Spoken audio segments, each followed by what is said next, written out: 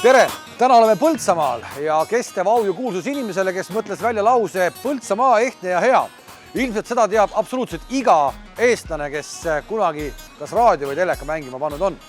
Mis asi on aga Põltsamaal ehtne ja hea? Lähme kohe uurime. Ehtne ja hea. Põltsamaa sinu. Kõik on ehtne ja hea.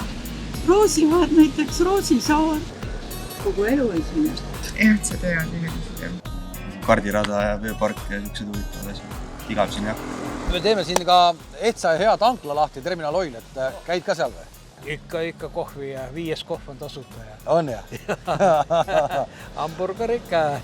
Üks ehtne ja hea asi on aga Põltsamaal veel avatud. See on Eesti oma kütusejaam Terminal Oil, mis siin Põltsamaal nüüd uksed lahti teinud, koos kõige sinna juurde kuuluvaga.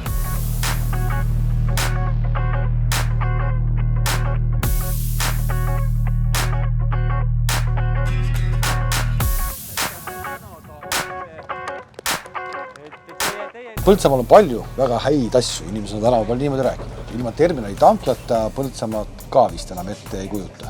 No see tankla on tegelikult juba enne tänastki väga inimeste poolt nii-öelda hinnatud ja minu enda poolt ka nii-öelda lemmiktankla ja siin juba see burger, mis vanasti tehti, see oli nii-öelda eraldi kaubamärk, seda käidi spetsiaalselt söömas ja see uus pood, no see rõõmustab kõigi silma ja siin on kõike võtta, aga no eriline kirstordil on ikkagi see autopesula, sest sellest oli meil linnas väga puudus, lausa karjus selle järele. Nüüd on olemas ja ma olen väga siiralt rõõmus. Kuulge mehed, teil on nüüd siin Põltsamaal midagi sellist uut, et teile meeldib nagu ilgelt katsetada asju, et nüüd siis selline nutipesulat. Kaalusime siia ka ju käsipesulat ja automaatpesulat, aga inimesed olid täiesti veendunud, et Põltsamaal võiks olla nutipesula. Ja täna on ta siin vahvasti olemas, nii et vaatame, kuidas meie eksperimendid õnnestuvad. Milline see koostöö tegelikult terminali ja kardiraja vahel nagu on? Te saate ju tegelikult omavahel väga hästi läbi. Tegelikult meie koostöö hakkas kunagi üldse tanklast. Ma ise ju 18 aastat selles samas jaamas müüsin kütust, aga ütleme siis viimased 17 aastat oli minu peapartner oligi terminal. Viimased paar aastat nüüd on otseselt mõttes on õla pannud terminal alla ka kardiraja poolele. Rada üleval hoida, majandada, hooldada.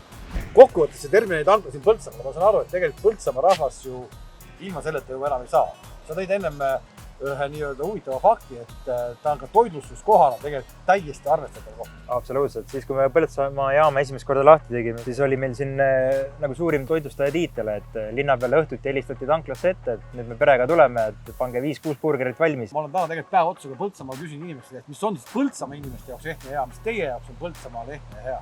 Oskad sa öelda, mis sinu jaoks on Põltsamaal ehtne ja hea?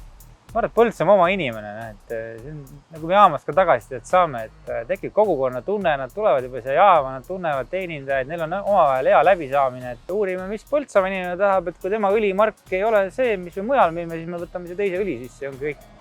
See on väga hea asi lõpetamiseks, sest et ma saan aru, et järgmine kord ma kohtun teiega Lasnamäe Veerul. Lasnamäe Veerul, ja ma reaalselt tahan siis teada, mida te seal ja kelle käest küsida.